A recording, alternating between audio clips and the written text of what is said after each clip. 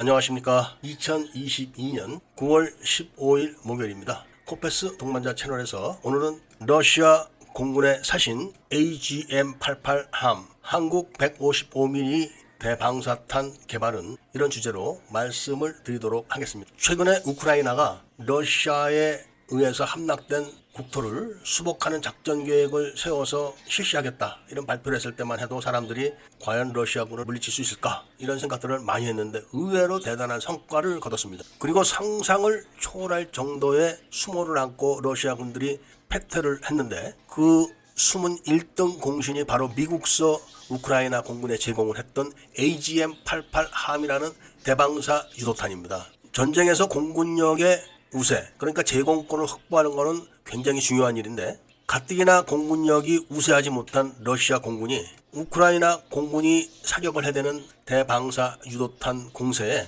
방공 부대가 레이더를 작동을 못하게 된 겁니다. 레이더를 켰다 하면은 대방사 유도탄이 날아와서 부대가 초토화되고, 그렇다고 해서 꺼놓고 있으면은 우크라이나 공군의 공격을 견딜 수가 없고, 그래서 잠시 다시 레이더를 켰다 하면은 즉각 대방사 유도탄이 날아와서 또 초토화되고, 이러는 사이에 러시아 육군이 미국에서 제공한 다연장 유도 로켓포를 대량 발사해가지고 큰 성과를 거둔 겁니다. 물론 우크라이나 국민들과 군대의 애국심이 최우선이었겠죠. 거기다가 미국서 제공해주는 정보 그리고 최신 무기들이 부패와 애국심이 결여된 러시아 군대에게 압도적인 승리를 할 수 있었던 요인일 겁니다. 이 점은 우리나라 사람들이 깊이 생각하고 모든 것을 뜯어고쳐서 배워야 할 그런 점이 아닐까 이런 생각을 합니다. 일단 미국이 제공한 AGM-88G 함 미사일은 그래도 상당히 성능이 좋은 편입니다. 조금 전에 말씀드렸지만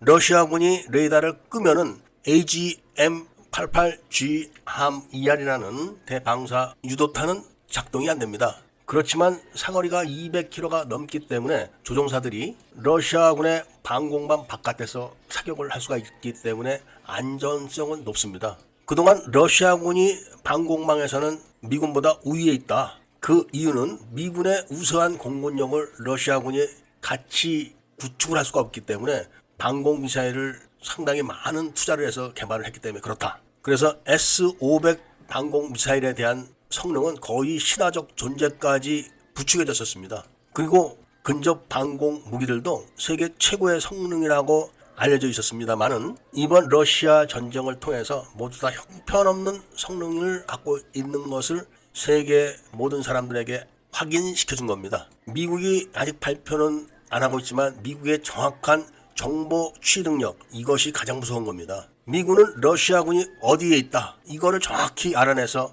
우크라이나 군대에게 정보를 주고 공격을 시키는 겁니다. 그래서 대방사 유도탄을 띄워가지고 러시아 군대의 방공망을 무력화시킨 다음에 다연장 유도 로켓으로 집중 공격을 가해가지고 기동부대의 기동력을 다 마비시켜놓기 때문에 러시아 군대는 할 수 있는 게 아무것도 없게 된 겁니다. 이 말은 이미 러시아 본토 내에서도 대항할 능력이 없다 이런 거를 확실하게 각인시킨 그런 겁니다. 이번 우크라이나 전쟁에서는 지난번에 아아 전쟁처럼 이스라엘의 하피2 무인 공격기가 그렇게 활약을 하지 않은 것 같습니다. 공급은 안 해준 것 같습니다. 그런데 하피2가 대방사 공격 능력이 있어가지고 러시아 방공부대원들의 공포심은 극에 달했었다고 합니다. 그리고 하피2는 회수 능력이 있습니다. 공격 중지 명령을 내리면은 다시 부대로 복귀를 하는 거죠. 우리나라도 미제 AGM-88 대방사 유도탄을 보유를 하고 있는 것으로 알려지고 있습니다.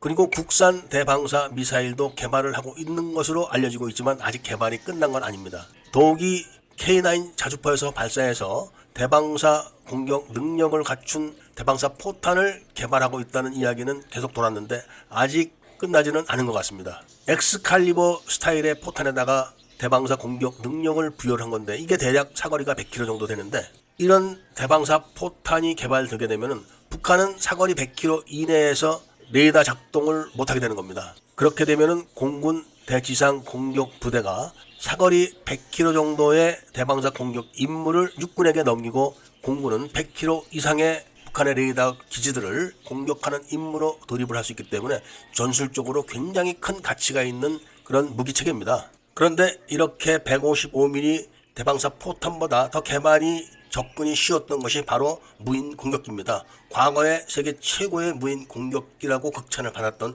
데블 킬러 같은 무인 공격기에 대방사 공격 능력을 부여하게 되면은 북한의 무인 공격기 부대를 완전 무력화시킬 수가 있었습니다. 하피2가 작전거리가 1000km 정도 됩니다. 우리나라에서는 작전거리 500km 정도만 개발해 놓으면은 북한은 웬만한 데서는 레이더를 작동시키지 못합니다. 그리고 비교적 가격이 저렴하니까 수백 기씩 띄워놓으면은 지금 러시아 군대가 패퇴한 것처럼 북한군은 꼼짝 못하게 되는 겁니다. 그리고 한국은 이스라엘의 하피2보다 더 우수한 무인 공격기를 개발할 능력을 갖추고 있다는 것을 말씀드리면서 오늘 이야기를 마치고자 합니다. 애국 시민들과 밀매분들께서는 구독을 꼭 해주시고 좋아요와 알림 설정을 부탁드리면서 이야기를 들어주셔서 감사드립니다.